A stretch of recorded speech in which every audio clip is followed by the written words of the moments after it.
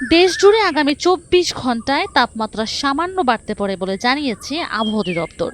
একই সঙ্গে ৩ বিভাগে অতি ভারী বর্ষণ সহ সারা দেশে বজ্রসহ বৃষ্টির সম্ভাবনার কথাও জানানো হয়েছে। শুক্রবার সকালে দেওয়া পূর্বাভাসে এ তথ্য জানানো হয়। পূর্বাভাসে বলা হয়েছে সারা দেশে দিন ও রাতের তাপমাত্রা বৃদ্ধি পেতে পারে।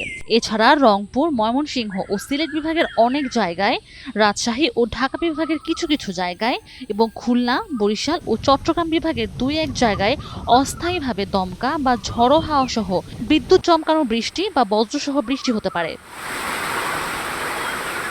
এ সময় রংপুর, ময়মনসিংহ ও সিলেট বিভাগের কোথাও কোথাও মাঝারি থেকে অতি ভারী বর্ষণের আশঙ্কাও রয়েছে।